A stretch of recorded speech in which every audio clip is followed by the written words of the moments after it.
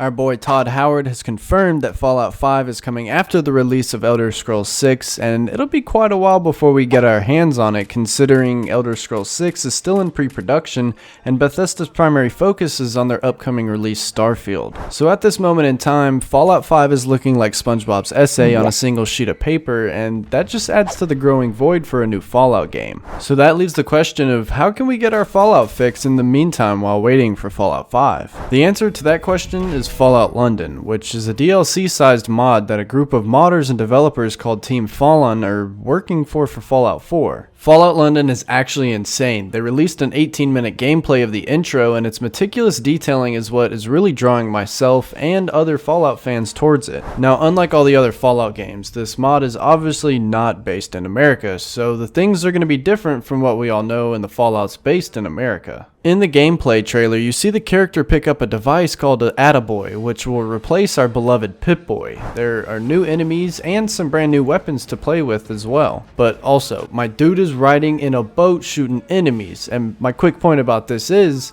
we've never been able to use any sort of transportation in the Fallout games, like anything that increases the player's movement speed. Besides like when you ride the vertibird to the Pridwin and get to use the machine gun, that's basically it. Fallout London actually has more than one way to alternatively travel, like in a train or on a boat, and quite possibly by a bicycle. Why didn't we have something like this in Fallout 4, considering that Fallout London is being built using the same engine? The release of Fallout London will be a milestone in the modding community because it's a really big deal and a really big project, and for them to set a release date is quite impressive actually, because most of these modding teams are volunteer based, and quite often the release date for things get pushed back farther and farther. It's just how it goes sometimes, but the production to Fallout London and the team are absolutely impeccable, and after watching the official announcement trailer, I can't wait for its set release in 2023. So how will the release of Fallout London affect Fallout 5? Well, Fallout London being a big deal as it is, there's no chance that the developing teams over at Bethesda are not going to hear and know about it. In fact, they do know about it, and recently announced in the official Fallout London Discord, one of the lead technical advisors for the project was leaving to actually go work at Bethesda as a designer. And the project lead, Dean Carter, was also offered a position at Bethesda in the UK, but declined the position to see out Fallout London until its release. So obviously Bethesda is aware and seemingly applauding the production